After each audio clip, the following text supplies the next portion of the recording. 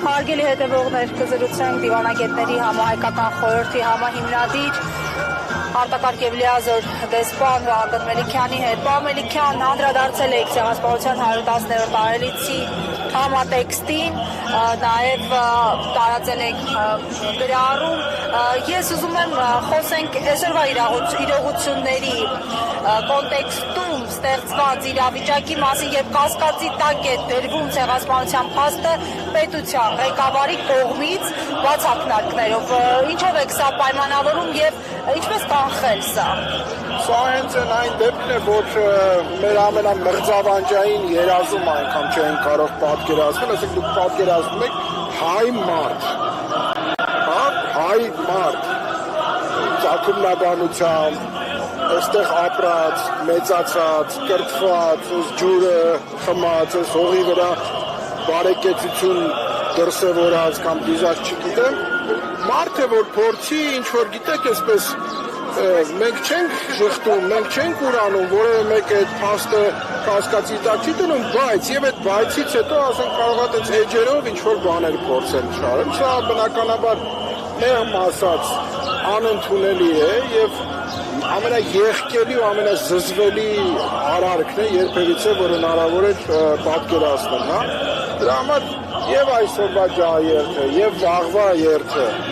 համաժողովրդական, համահայկական, որտեղ երբ որ ես խոսում եմ նաեւ Հայաստանի սահմաններից դուրս գտնվող մեր քույրերի եւ եղբայրների մասին, որոնք ուղղակի շահառուներ են, հա, երևի շահառու բառը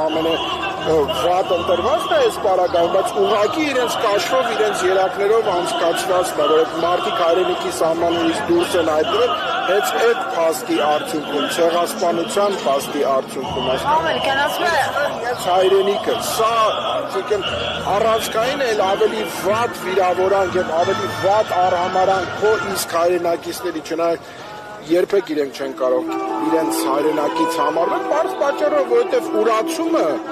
երբեք չի բերելու խաղաղության։ Սա միանշանակ է։ Ամեն դեպքում նայեք, Փաշինյանը մեկ անգամ չէ, որ ակնարկել է, որ իրենք մանդատ չունեն Սփյուռքի անունից խոսել, բանակցել եւ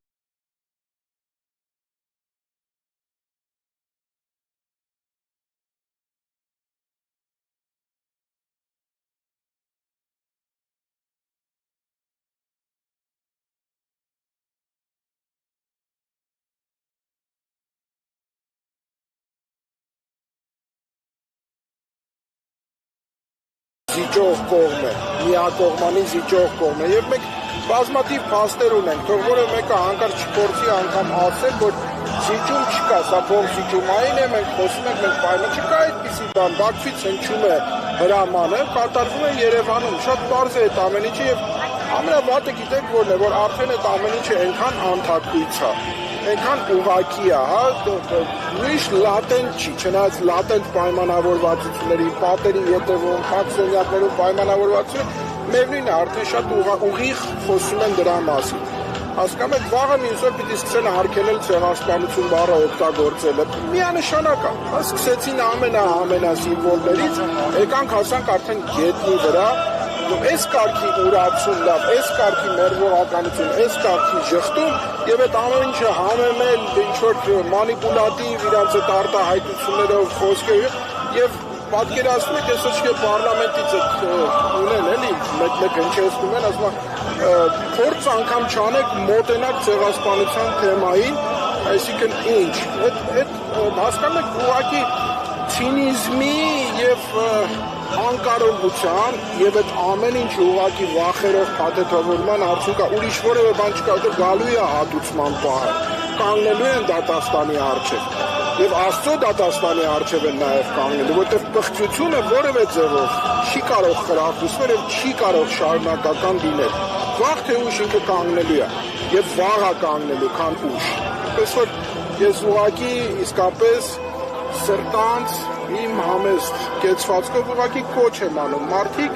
իրենց ոչը արտահայտեն հենց այս երթով,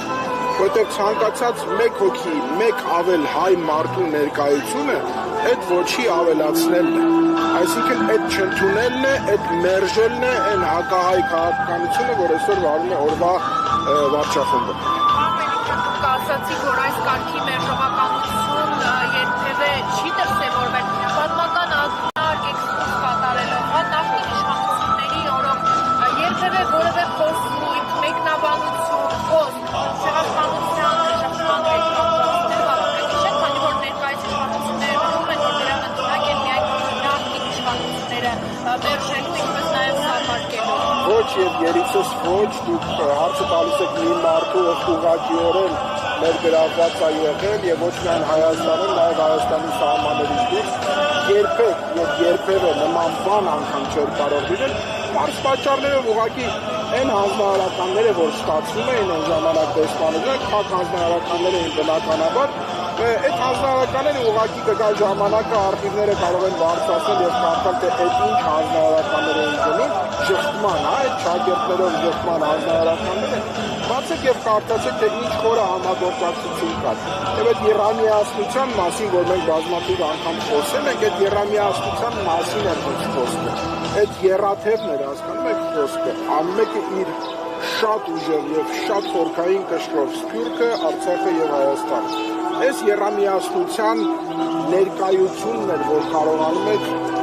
իսկապես ապահովել այն ուժը, այն միասնականությունը, ինչից հարյուրավոր տարիներ, հազարավոր տարիներ վախենում են մեր թշնամիները։ Դա էլ մեր թշնամիների վախն է։ Հիմա այդ վախը եւ սրանց վախը դրեք մի կաթսայի մեջ, համեմատեք եւ կտեսնեք ինչքան նման են երկուսին։ Շնորհակալ ենք։